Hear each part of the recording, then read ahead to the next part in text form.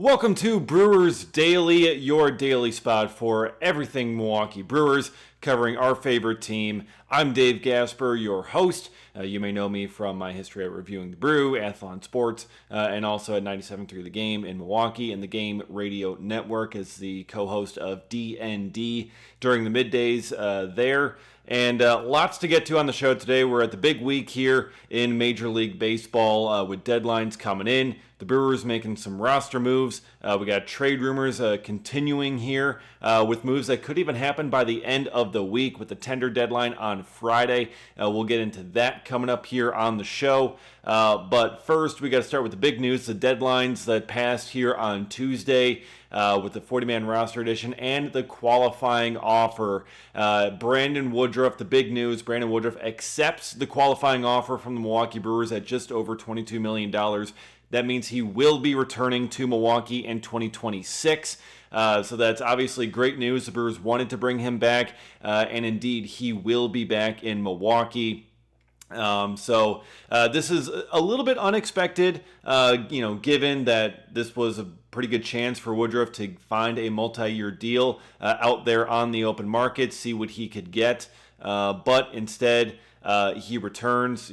He came back from shoulder surgery this year, made 12 starts, 3.20 ERA, and did a really good job. You know what he can be when he's healthy. He's elite. He's an ace when he's healthy. You got to see it for a little bit when he came back this year. The fastball missing a couple of ticks of velocity, but he changed up his arsenal. The dude knows how to pitch. So he still can find ways to have success, even when he's not throwing 97, 98 on a regular basis.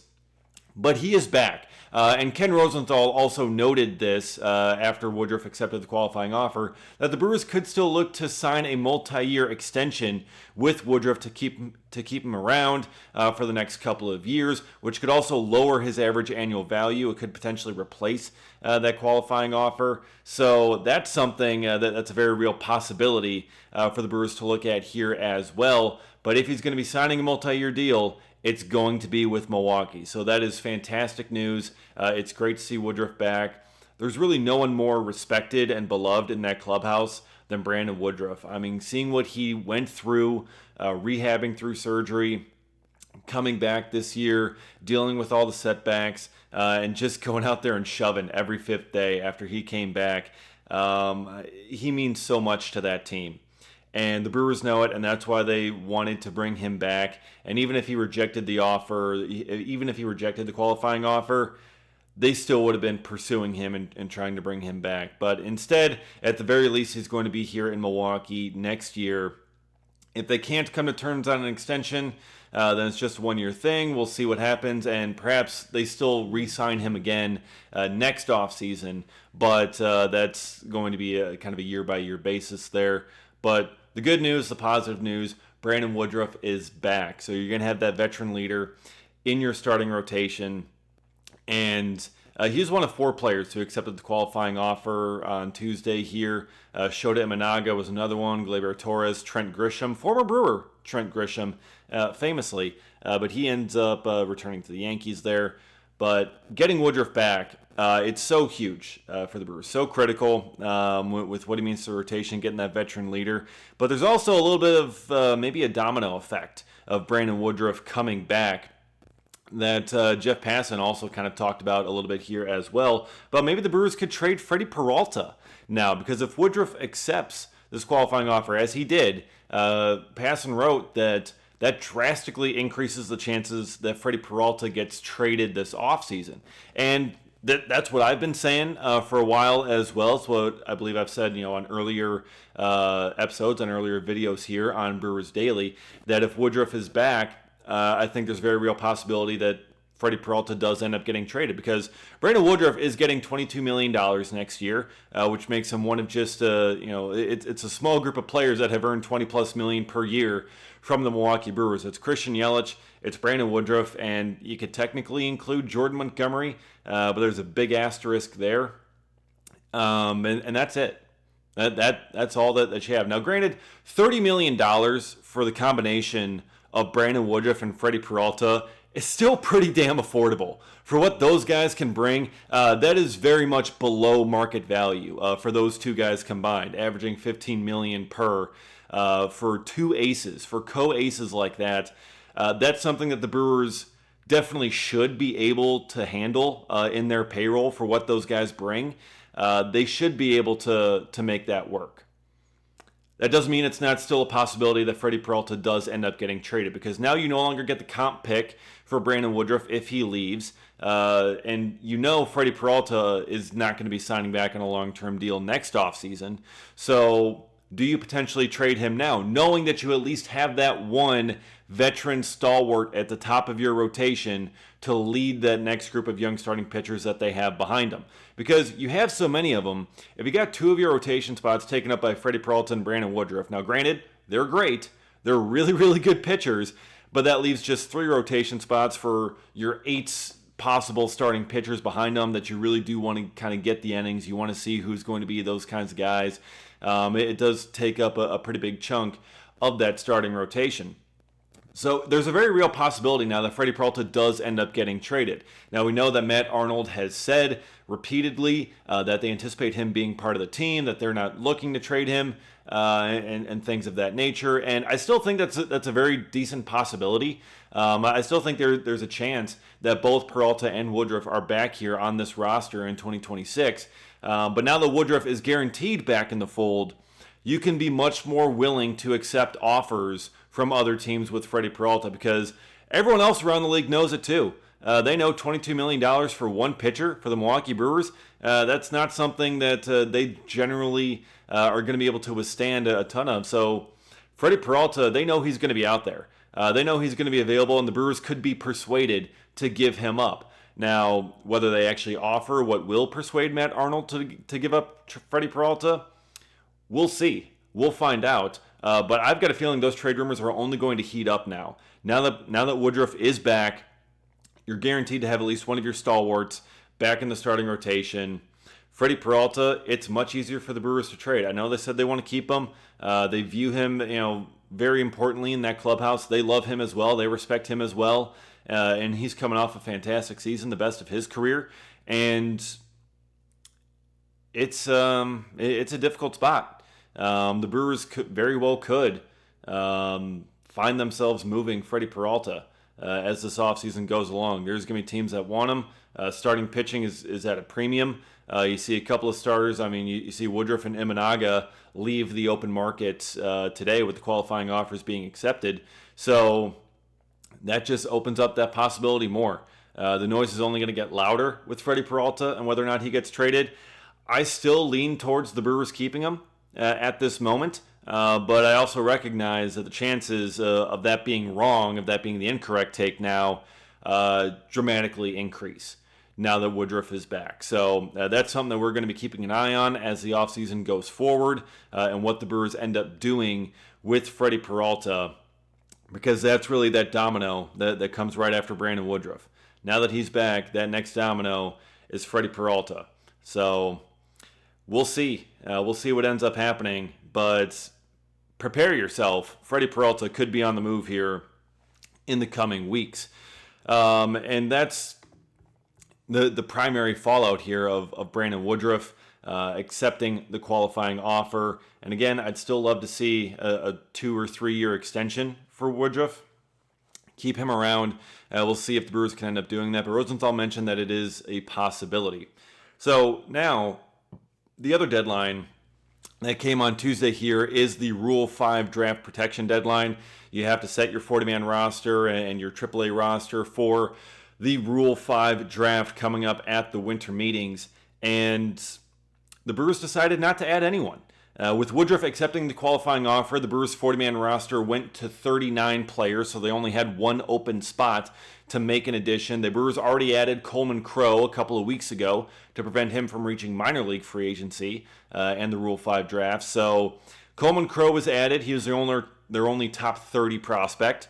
We talked about a couple of dark horse guys on previous episodes, but really there was no slam dunk the Brewers had to protect this guy kind of prospect that the Brewers had that was Rule 5 eligible this year. And with so few spots available on the 40-man roster, I think that just kind of contributed to a very quiet Rule 5 protection deadline.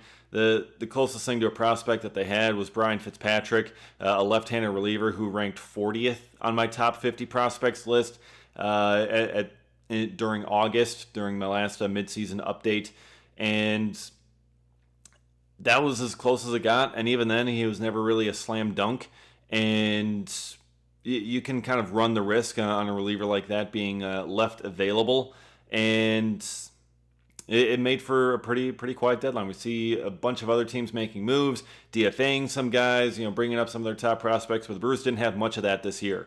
Jacob Misiorowski would have been their big prospect to protect, but as we saw, he already came up earlier on in the season, and it made for a non-factor to the 40-man roster. Now we'll see what happens with the non-tender deadline on Friday, if any more spots open up, but at that point it'll be too late to add anyone from your minor league roster to protect them from the Rule 5 draft. But the Brewers still have some moves that they could be making here. And one that popped up yesterday that I want to talk about as a real possibility is Jonah Heim, catcher for the Texas Rangers. And he's someone, he was an all-star a couple of years ago, but he's a catcher that he could be a non-tender candidate this year. Coming off a bit of a tough season, but he has had some good years. And kind of losing his starting job to Kyle Higashioka down there in Texas.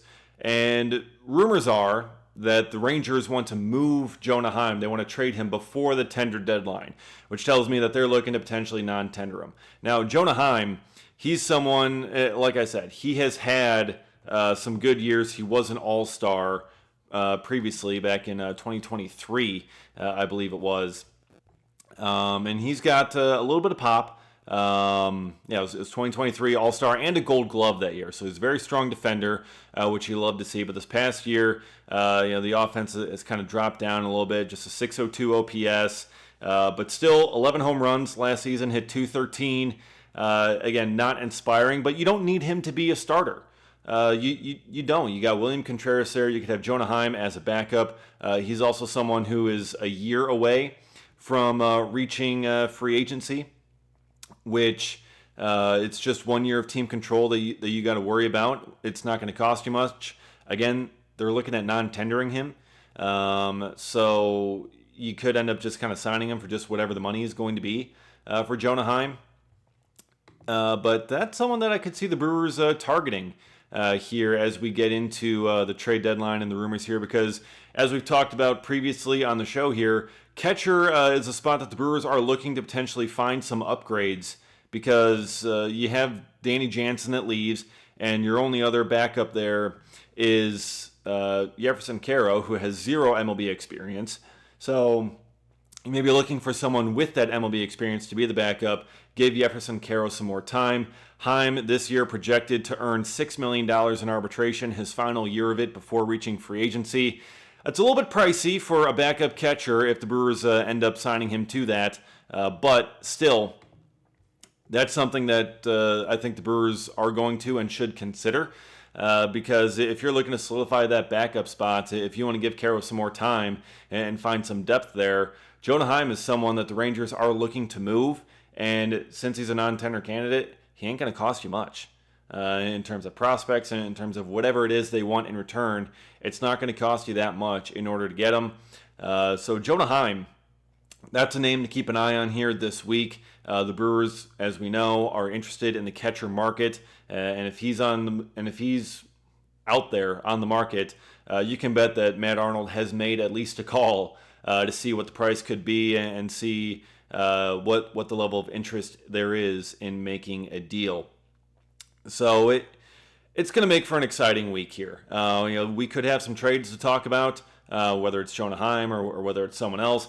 Freddie Peralta, again, he could end up being on the move this offseason. Now with Woodruff coming back, that's really kind of the big takeaway, the big domino here with Brandon Woodruff accepting the qualifying offer. I wouldn't expect that this week necessarily, but as the offseason goes along, expect to see Freddie Peralta's name in the trade rumors far more often. And perhaps the Brewers could be enticed to move on from him and just move forward with Woodruff atop the rotation and then fill out those final four spots with their young guys that are pre-arbitration level and make it a very interesting, very competitive group behind the leader, Brandon Woodruff. But they still very well could just roll with both and have those two leaders pushing the charge, having that group going. Because when you have both those guys back to back, Peralta and Woodruff, it's just magic. It is just elite seeing those two guys at their best. But we will see as the offseason goes along, and we'll be with you every single day, looking at every single rumor, every single transaction that ends up coming across the wire, as we do here on Brewers Daily, because we want to provide that kind of content for you.